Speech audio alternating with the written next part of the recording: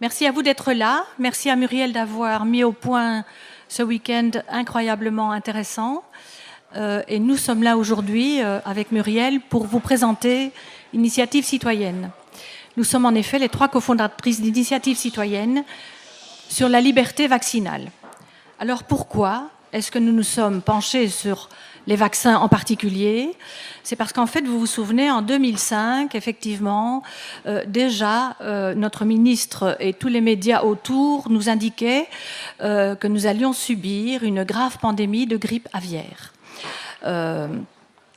Ça a duré pendant des mois quand même, où effectivement, il fallait vraiment prévenir cette chose incroyable qui allait nous arriver et qui allait nous tuer. Donc, le ministre, à l'époque déjà, en 2005, a acheté une quantité phénoménale de Tamiflu, de vaccins, et il les a entreposés dans des casernes, parce qu'on ne pouvait absolument pas savoir ce qui se passait au-delà du fait que les casernes pouvaient, en tous les cas, les endroits de stockage pouvaient être dévalisés parce que les gens avaient tellement peur. En 2009, puis ça s'est, je dirais, ça s'est estompé assez tout seul, je dirais, hein, comme ça, on n'en a plus parlé. Et puis en 2009, bardaf, ça recommence. Une autre grande pandémie mondiale allait nous tomber dessus, et celle-ci, c'était une porcine. Ce n'était plus l'aviaire, c'était la porcine. Et donc, les autorités politiques, moi je vous parlerai davantage du volet politique de cette chose, les autorités politiques se sont dit, bon ben voilà, c'est extrêmement grave ce qui nous arrive, les médias ont commencé à refaire leur propagande de peur, hein, chez nous, en tous les cas, dans un journal local, on nous disait que les communes devaient recreuser des tombes, parce que nous allions tous tomber, hein, c'était aussi évident que ça. Alors, là, nos autorités, nos représentants politiques ont imaginé de mettre en place une loi d'exception. Ce sont quand même des lois extrêmement peu communes, puisqu'elles s'appellent loi d'exception. Et cette loi d'exception parlait d'ailleurs de réquisitionner l'armée pour pouvoir aider à soigner les gens, à prévenir cette pandémie. Donc nous, franchement, on a commencé à se dire, mais enfin, mais qu'est-ce qui se passe? Est-ce qu'on entre en guerre ou pas? Et donc, on s'est penché vraiment sur les textes et on s'est dit, bon, il faut absolument qu'on fasse quelque chose. Et donc, on a d'abord travaillé à l'idée de poser des questions au gouvernement, parce que cette loi d'exception allait vraiment mettre en place l'obligation vaccinale. Donc, nous avons écrit au gouvernement, nous leur avons posé 10 questions, et ces questions-là, elles ont été... la ministre On Collins y a répondu, mais d'une manière, vous savez, un peu banale, en disant non, vous savez, la vaccination, c'est quelque chose qu'il faut absolument faire, parce que non seulement vous allez vous protéger, mais vous allez protéger tout le monde. C'est d'ailleurs leur message depuis des lustres. Hein. Mais on ne s'est pas contenté de ça, évidemment, donc nous sommes allés en justice. Mais je dirais que... à cause de cette loi d'exception et à cause du fait que nous avons vu effectivement que cette vaccination pouvait devenir obligatoire, nous avons envahi le Parlement et les divers partis politiques, et nous leur avons montré effectivement que cette loi d'exception amenait vraiment à criminaliser les gens qui étaient contre cette loi d'exception et qui, comme nous, allions à l'encontre de ce qui était mis en place. Nous avons réussi, modestement, mais nous avons réussi quand même à ce que cette loi d'exception n'instaure pas l'obligation vaccinale. Donc je pense que ça a été vraiment déjà une grande victoire, sans quoi nos autorités publiques avaient prévu un week-end de vaccination, tel que les week-ends électoraux. Hein, vous alliez recevoir une convocation et vous présenter dans les écoles, dans les gymnases et ainsi de suite, pour vous faire vacciner. Bon, voilà. Alors, merci.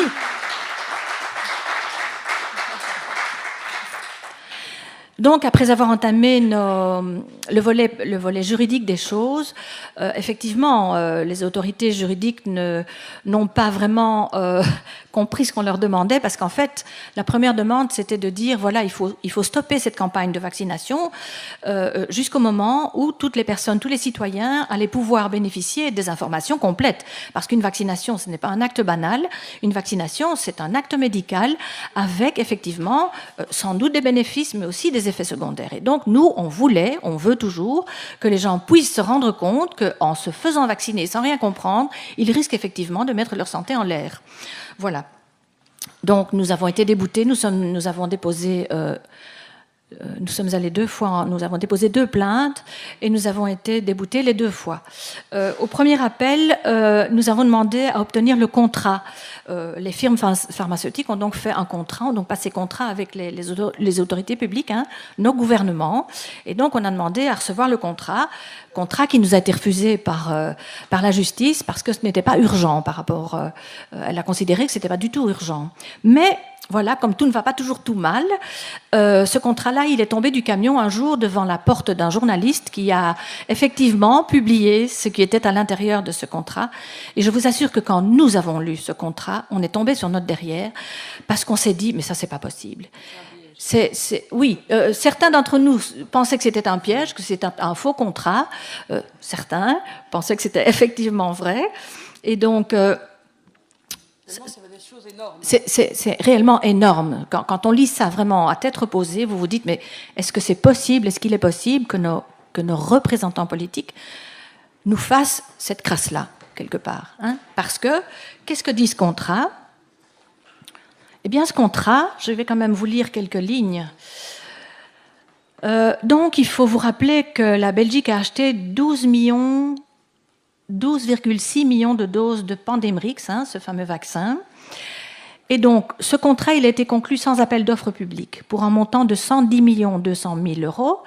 Et l'État garantit à GSK le rejet de toute responsabilité sur le gouvernement en cas de décès ou d'effets secondaires graves liés à son vaccin expérimental. Depuis le début, nous disions effectivement que ce vaccin était expérimental parce qu'en France, on entendait beaucoup un expert en pharmacovigilance, le docteur Marc Gérard, qui disait sur toutes les chaînes françaises, mais ça c'est pas possible, je n'ai jamais vu ça, je suis expert dans le domaine, un vaccin de ce type-là n'a jamais été mis en route dans un aussi court délai. Et donc, il prétendait que c'était un vaccin expérimental, nous aussi. Et finalement, hop, dans le contrat, c'était écrit. Voilà. Comprenez pourquoi il ne voulait pas le donner, hein. Donc,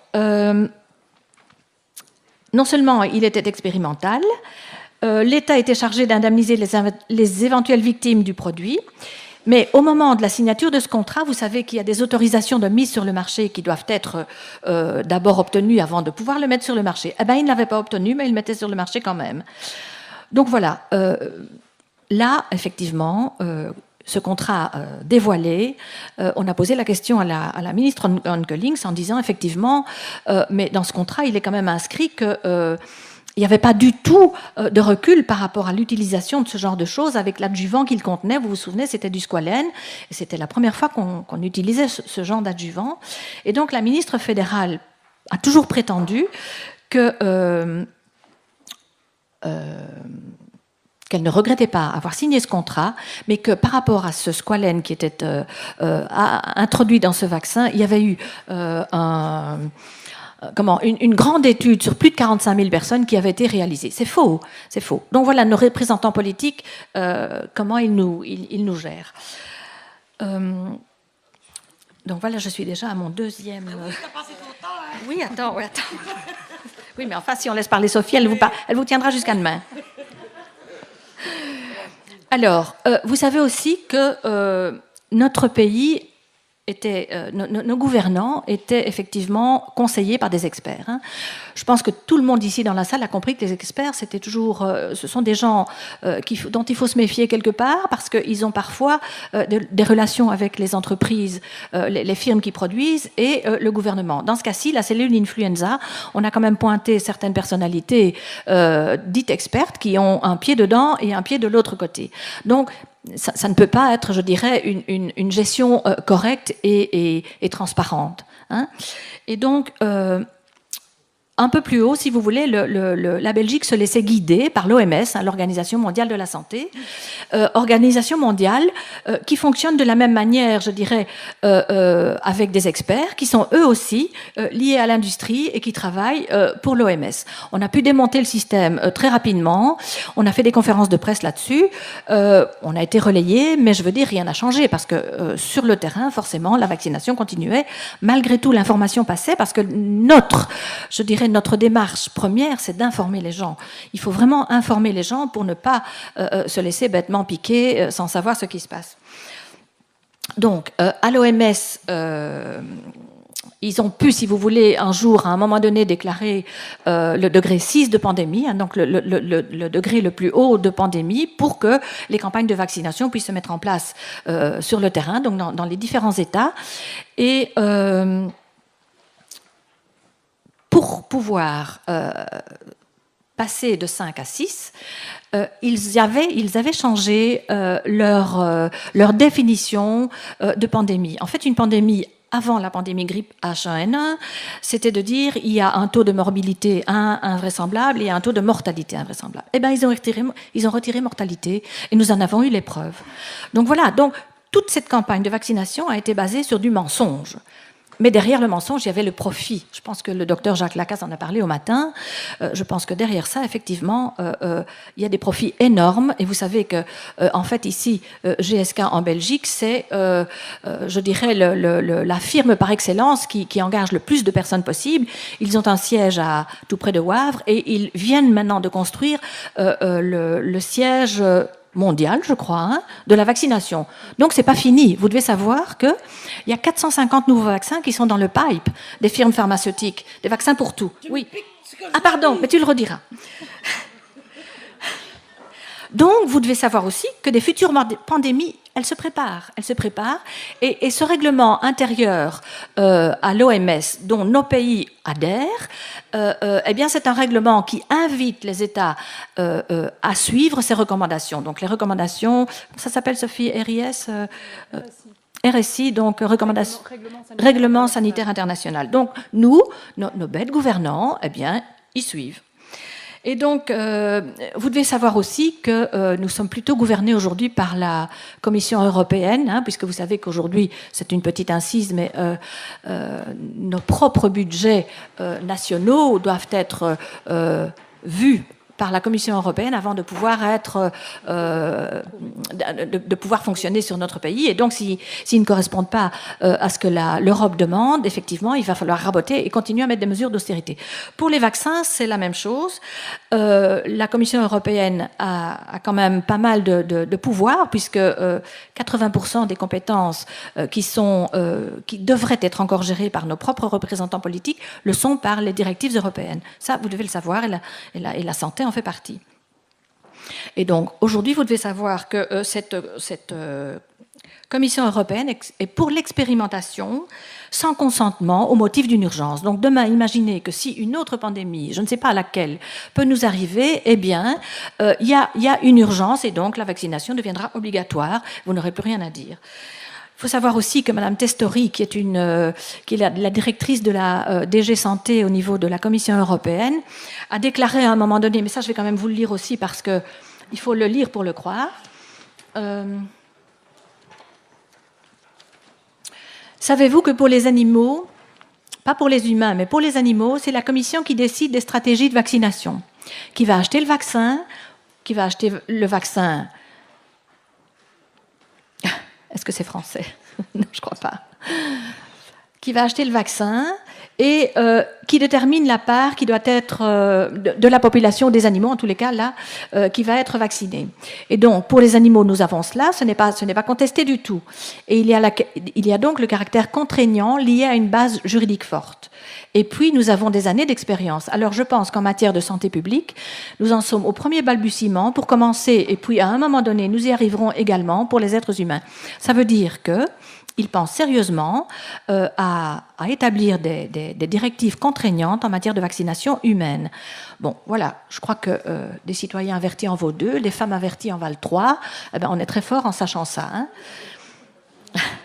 Donc, quoi? Et c'est quoi le dernier? Peut-on encore croire les autorités? Ah ben oui, voilà. Donc j'arrive. Ça va? Voilà. Alors, est-ce qu'on peut encore croire les autorités? Honnêtement, je ne dois pas vous faire de démonstration. Non, c'est assez simple. Ils nous disent, par exemple, qu'il faut se vacciner. Vous l'entendez, hein, c'est maintenant de plus en plus. Au plus on se bat contre eux, au plus ils se battent pour qu'on vaccine tout le monde.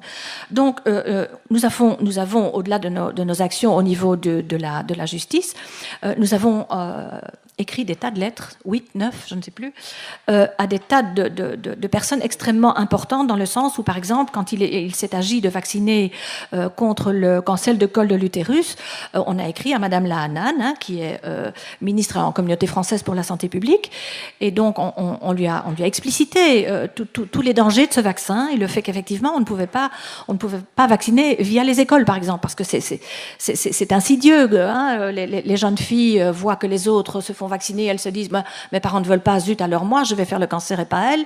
Donc c'est assez insidieux, c'est assez malsain. Et donc je vous dirais que les réponses, elles sont nulles et enfin voilà, c'est comme les premières. Hein, ils se défendent avec la même. C'est vraiment de la propagande. Nous avons aussi écrit aux directions d'écoles secondaires où ces jeunes filles allaient se faire vacciner, allaient peut-être se faire vacciner, en expliquant qu'effectivement une école ne servait pas à faire de la médecine, mais plutôt à instruire et donc à donner de l'information. On a eu très peu de réponses par rapport à ces directions. Ils ne nous ont pas invités pour qu'on aille donner une information contradictoire. Donc voilà. Nous avons aussi la pub, je ne l'ai pas. Oui. Et donc, nous avons, suite à un spot assez trompeur, quelque part, hein, qui disait finalement, quand vous allez en moto, vous portez un casque, quand vous allez sous la pluie, vous ouvrez votre parapluie. Eh bien, les vaccins, c'est ça, c'est pour vous prémunir tout au long de votre vie, pour vous prémunir pour ne pas tomber malade et pour ne pas rendre les autres malades.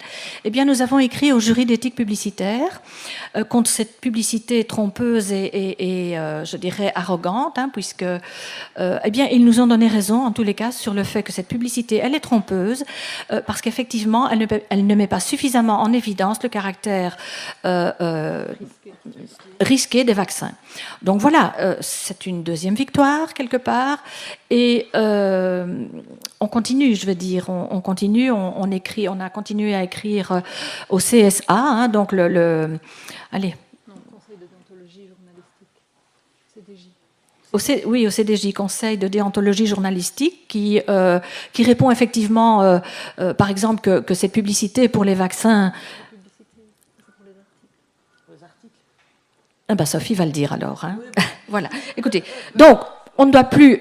On se bat vraiment à tous les niveaux. Je pense qu'effectivement, il faut que vous, comme citoyens, vous vous informiez par vous-même. Vous ne devez plus attendre de nos autorités publiques qu'elles nous défendent parce qu'elles ne le font pas. Elles défendent les intérêts financiers, ça se voit encore avec la crise européenne, avec la chute des banques.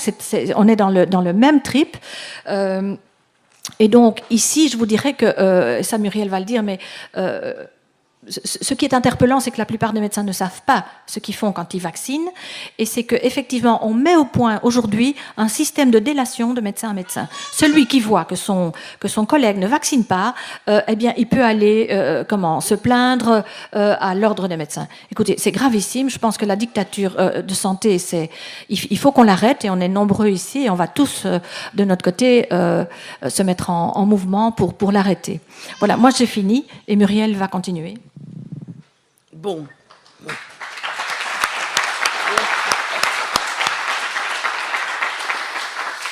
Oui, je vais continuer en disant aussi par rapport à la semaine de vaccination qui s'annonce à grande pompe, où bon, j'imagine que c'est un public convaincu, où nous ne sommes plus en démocratie, mais bien en oligarchie. Donc pour sortir de la marmite, il faudrait surtout en parler de plus en plus autour de nous, de ne pas avoir peur.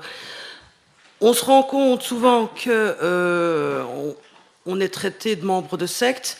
Moi, j'ai perdu des amis médecins à l'époque du H1N1 qui me disaient « Mais enfin, c'est folle de dire comme ça aux autres qu'il ne faut pas se faire vacciner, la vaccination, c'est sûr, etc. » Donc, c'est aussi un combat qu'on mène un petit peu tous, parce que quand je regarde ceux qui sont ici, ce sont des gens qui sont conscients. Donc, je pense que il faudra passer au-dessus. J'avais envie de vous raconter une toute petite histoire parce que c'est par l'information qu'on se rend compte de certaines choses.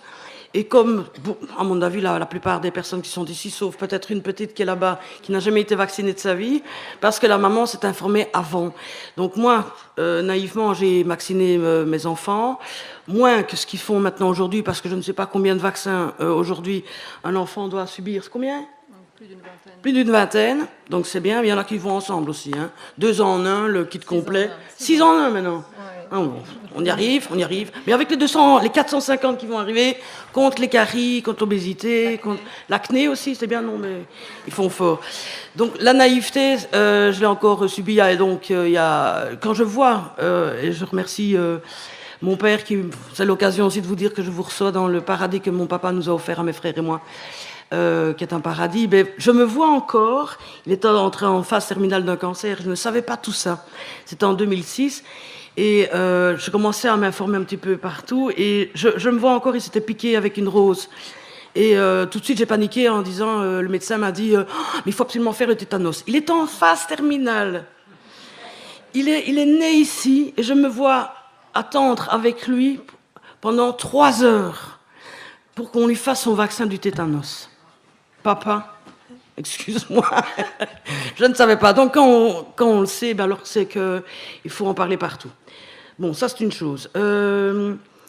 Donc c'est à partir de 2004 que j'ai commencé à m'informer et je rencontrais un professeur à Lausanne suite à l'aide que je n'étais pas informée, d'une amie qui partait d'un cancer.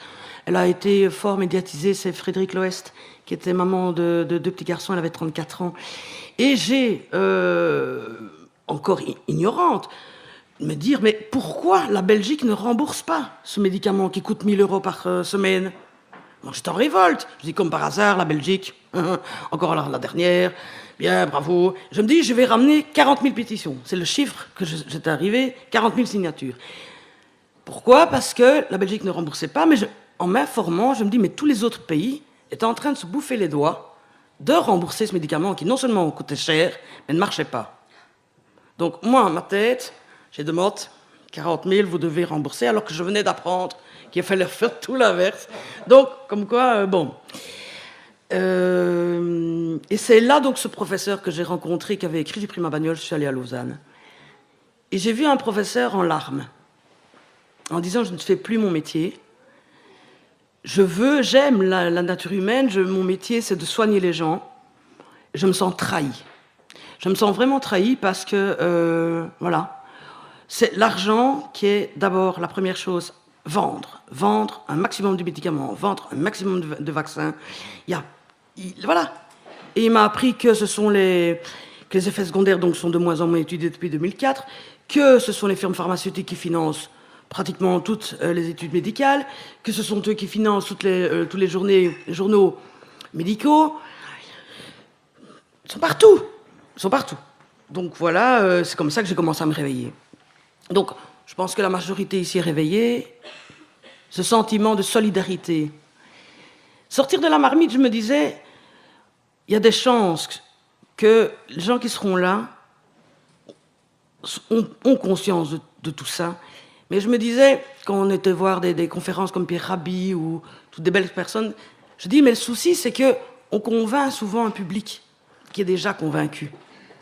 Mais je pense que c'est important aussi de tous se retrouver ensemble et de sentir une solidarité par le travail de chacun. Je vois différents visages que je connais ici. Ce sont des gens merveilleux qui se battent. Mais pour moi, c'était l'occasion aussi de nourrir tous. Il y a Daniel Cauchy. Il y a plein de gens. Étienne Chouard, il y a Alain. Ce sont des gens merveilleux qui se battent. Ben c'est, pour moi aussi, sortir de la marmite, c'est de se donner à nous tous le courage de continuer. Voilà.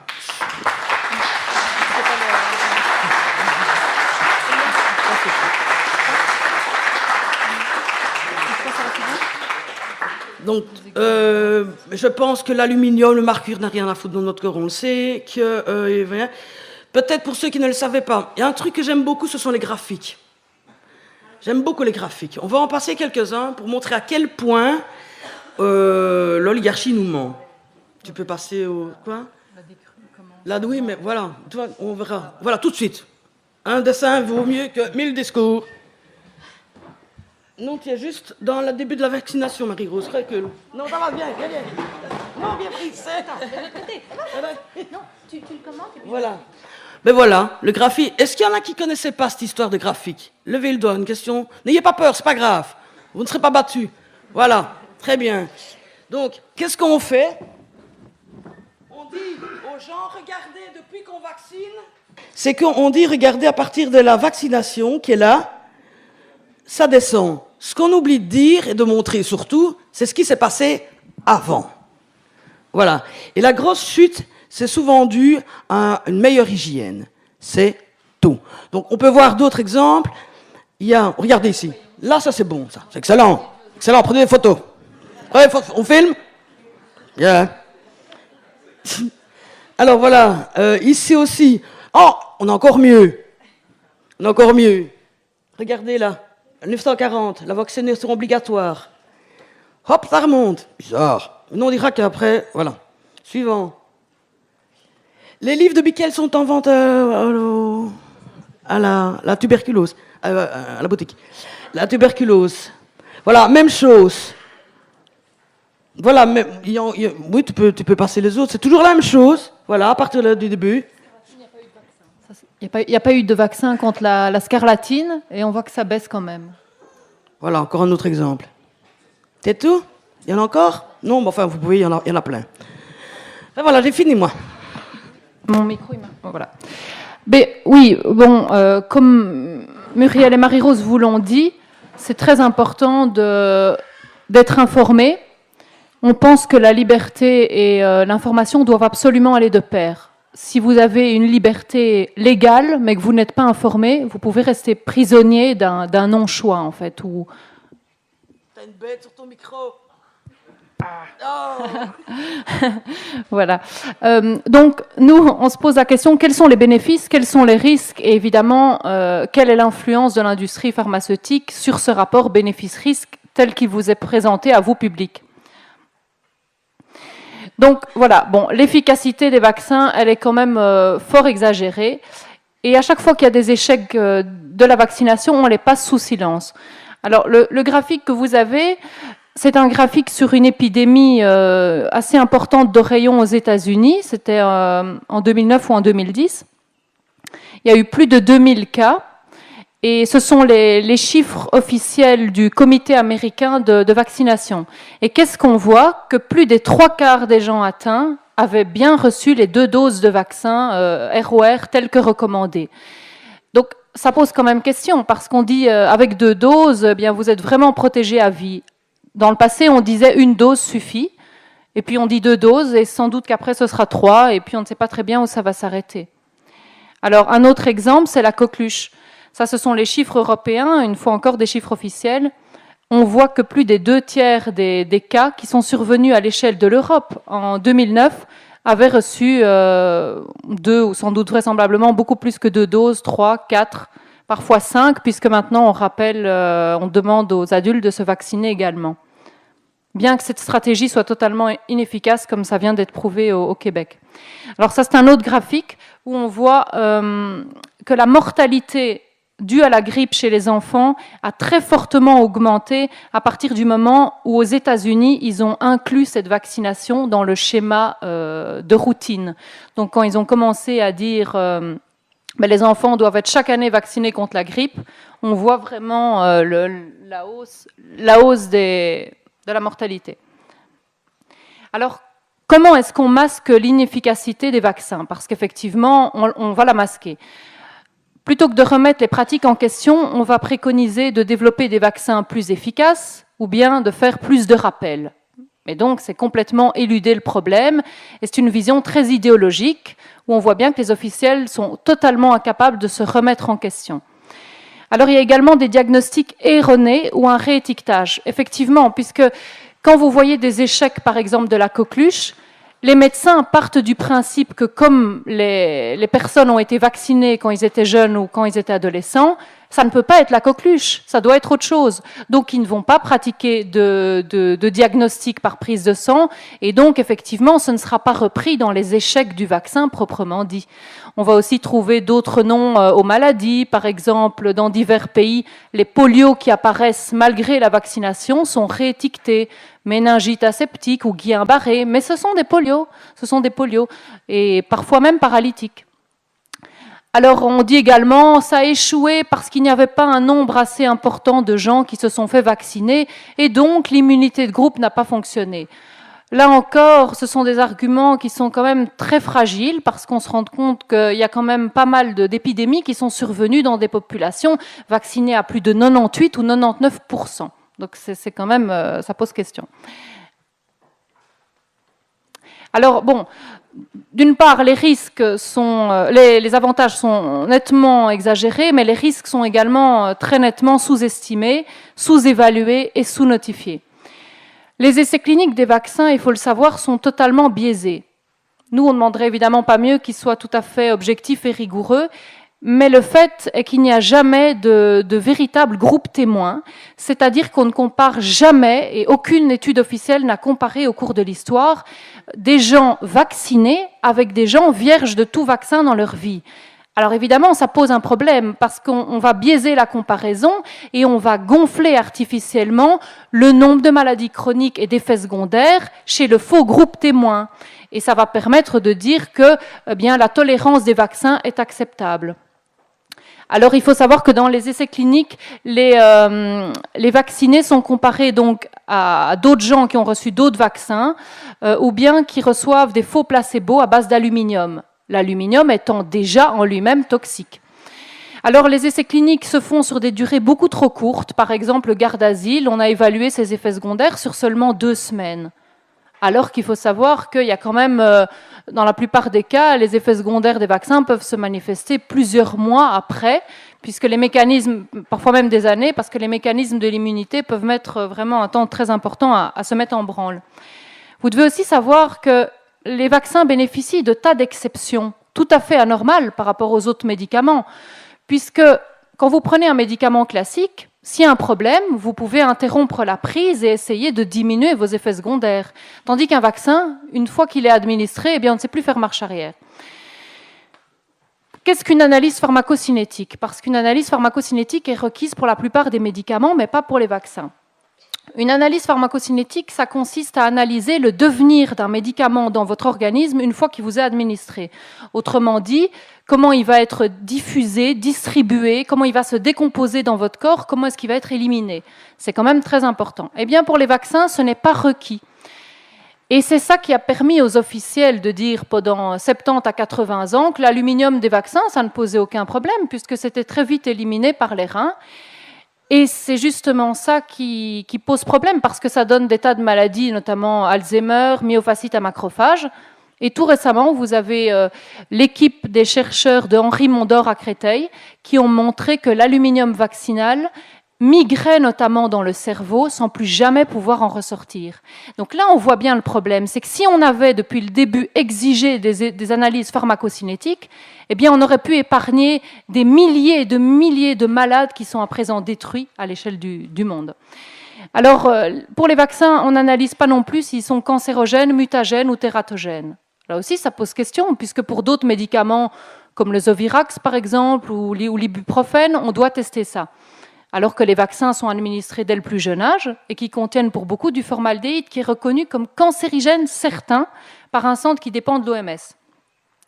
Alors il y a aussi le problème des faibles doses. On dit « Oh, mais les vaccins, c'est des doses infimes de produits chimiques ». Le problème, c'est que les seuils de substances toxiques n'ont jamais été testés et évalués. Ils n'ont été que extrapolés, ce sont des seuils théoriques. Alors, il y a également une grande sous-notification des effets secondaires. Ça, il faut le savoir que seuls 1 à 10% des effets, même graves, sont rapportés au service de pharmacovigilance, ce qui change évidemment totalement le rapport bénéfice-risque tel qu'on vous le présente. Et alors, enfin, il y a quand même un grand tabou par rapport à cette question. À chaque fois qu'il y a un effet secondaire, on parle d'une coïncidence. C'est systématique, c'est une coïncidence, ce n'est pas lié, ce n'est pas prouvé. En fait, on n'a surtout pas envie de chercher. Alors, ce que vous avez, ça c'est très important, c'est la façon dont la FSAPS elle-même représente la sous-notification des effets secondaires de vaccins. C'est un document 2007.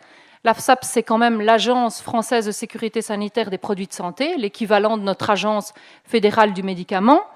Et donc, elle reconnaît qu'il y a une sous-notification inévitable. Donc, ça veut dire qu'elle prend ça avec un certain fatalisme, au lieu de prendre ça d'une façon beaucoup plus proactive.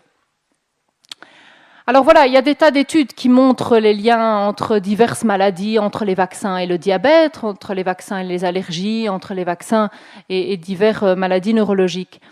Ce qui est important, c'est de savoir qu'il y a des rares études qui existent, qui ont valablement comparé des enfants, ou même surtout des enfants vaccinés avec des enfants non vaccinés, c'est-à-dire une comparaison fiable.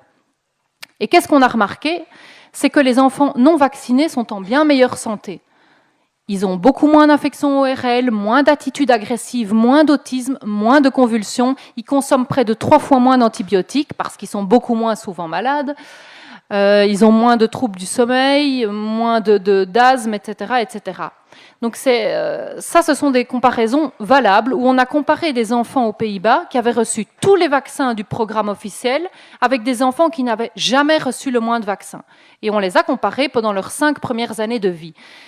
Et les rares études qui existent sur le sujet sont toutes convergentes et montrent toutes que les enfants non vaccinés vont nettement mieux. Alors, comme on le disait, donc liberté vaccinale et information doivent absolument aller de pair. Ce qu'on peut dire peut-être en quelques mots, c'est que les pressions sont très nombreuses. Quand vous n'avez pas d'obligation au sens strict, vous avez des pressions très insistantes. On voit qu'à l'échelle du monde, on se dirige de plus en plus vers une vaccination des enfants à l'insu des parents. Oui, à l'insu des parents, vous entendez bien, et même en dépit de leur consentement.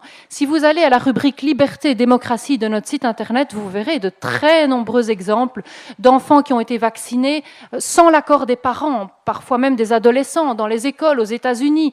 Tout ça existe. On peut voir les vidéos des parents qui sont en pleurs parce que leur enfant est maintenant malade et c'est sur eux que repose ce problème. Ils n'ont aucune aide, aucune indemnité, évidemment.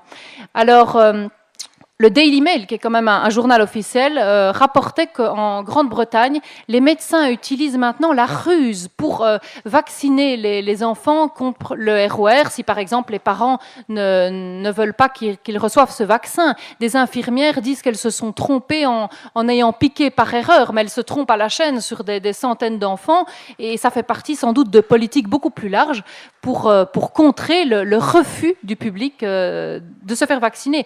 Au Pakistan, vous avez maintenant des checkpoints où des barrages militaires existent et on vaccine tous les enfants à la hussarde dans des camions, sans aucune précaution, évidemment.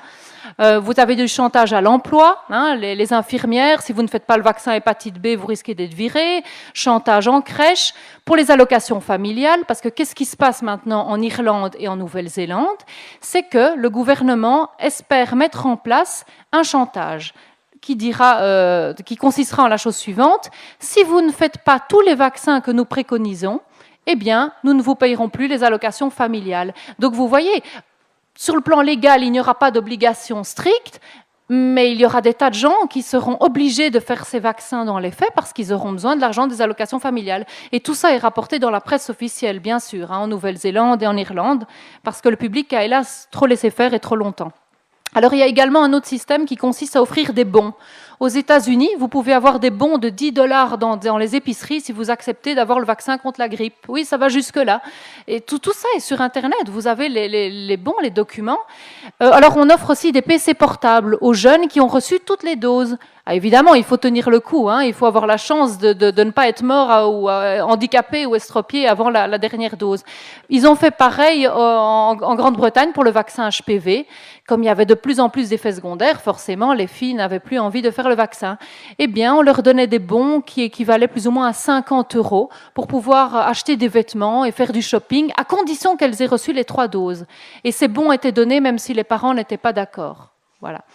Alors, il y a aussi le prétexte de l'urgence. Hein. On a dit avec le H1N1, on est tellement content d'avoir ces vaccins, c'est une chance de pouvoir les avoir en si peu de temps face à une telle urgence.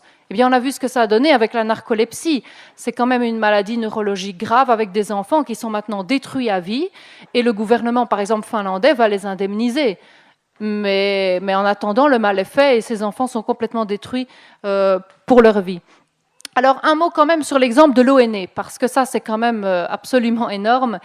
On a envoyé par recommandé, et vous pouvez voir le récépissé de recommandé sur notre site, un courrier très détaillé à l'ONE en décembre dernier à propos de la sécurité vaccinale. Vous pouvez aller lire les questions et leur pseudo-réponse qui est finalement une vraie dérobade puisqu'ils prétextent qu'il y avait une action en justice, l'action des objecteurs de croissance, et que donc ils ne se prononçaient pas et ils ne répondaient pas à nos questions pour cette raison, alors que nous n'avons rien à voir avec cette action-là en justice et que les questions que nous avons posées auraient très bien pu être posées par beaucoup d'autres parents. D'ailleurs, je pense qu'ils se les posent également. Ils n'ont pas daigné répondre, ils n'assument absolument aucune responsabilité en cas d'effet secondaire, hein, les conseilleurs ne sont pas les payeurs. Ils distillent énormément de mensonges sur les vaccins. Nous avons tout prouvé sur notre site internet, toutes les preuves de leurs mensonges sont absolument là, nous les avons transmises à la presse. 2 exemples, je ne peux pas m'empêcher, des mensonges qu'ils ont distillés. Ils ont affirmé dans la presse que pour la quasi-totalité du monde scientifique et médical à l'échelle de la planète, il n'y avait pas d'effets secondaires graves des vaccins. Alors là, ils se sont débinés après coup en prétendant ne jamais avoir dit ça, mais toutes les preuves sont sur notre site, ils l'ont dit, c'était dans les dépêches belga, à la RTBF, etc. Ils ont également prétendu que jamais les vaccins n'induisent les complications des maladies qu'ils sont censés prévenir. C'est totalement faux. Par exemple, le vaccin contre la rougeole peut donner une encéphalite, et la rougeole, maladie naturelle, peut également donner des encéphalites. L'ONE se substitue également aux médecins traitants. Donc ils ont leurs médecins, leurs conseillers pédiatres qui font de la médecine à distance et qui en fait s'arrogent le droit de dire que les contre-indications des médecins sont non valides, que ce sont des fausses contre-indications. Je peux vous donner des exemples. Un enfant qui fait des vaccins multiples, qui a un eczéma post-vaccinal sévère, très grave et agressif, généralisé, le médecin, très logiquement, fait une contre-indication puisque l'enfant avait déjà eu 2 ou 3 doses de vaccins combinés. Et l'ONE dit c'est une fausse contre-indication, donc nous refusons. Et l'enfant a été exclu de la crèche. Donc le médecin de l'ONE, c'est évidemment mieux que le médecin traitant sans jamais avoir vu l'enfant, je précise. Ce sont des conseillers externes au niveau des régions. Et donc malgré tout ça, l'ONE se permet d'exiger 8 vaccins. Alors, ils sont également très mal à l'aise avec les médias. Je vous invite à regarder sur notre site une vidéo qui a été prise où on voit une journaliste de Belga qui essaye de les interroger quand des parents sont venus les trouver pour leur poser les questions qui fâchent. Ils sont visiblement très mal à l'aise, ils n'ont pas trop envie d'être filmés. Alors voilà, dernière dia, c'est très important de s'informer par soi-même, on le voit. Pourquoi ? Parce qu'il y a une enquête qui a été menée notamment en 2005 en France, et elle a montré que 58% des médecins pédiatres et généralistes se posent des questions sur l'utilité des vaccins faits aux enfants, et 31% se posent des questions sur la sécurité de ces produits. Cette étude, qui est tout à fait officielle, ces résultats n'ont pas été publiés. On peut se poser des questions, évidemment. Pourquoi elle n'a pas été publiée ? Parce qu'on veut vous faire croire à la grande unanimité médicale derrière les vaccins. Et ce n'est pas vrai. Donc ça prouve que les médecins osent répondre ça dans des enquêtes anonymes, mais qui n'osent pas vous le dire à vous, patients, parce qu'ils ont peur de l'ordre des médecins, et comme Marie-Rose l'a dit, parce que les médecins peuvent se dénoncer l'un l'autre. Donc je pense, voilà, le message clé, c'est qu'on vaccine trop tôt et trop à la fois. Hein, les enfants n'ont pas un système immunitaire mature avant 6 à 7 ans d'âge. Donc voilà, il y a une référence d'un petit livre, Qui aime bien vaccine peu. C'est court, pas encore trop cher pour ceux qui veulent avoir une première idée. Voilà, je vous remercie.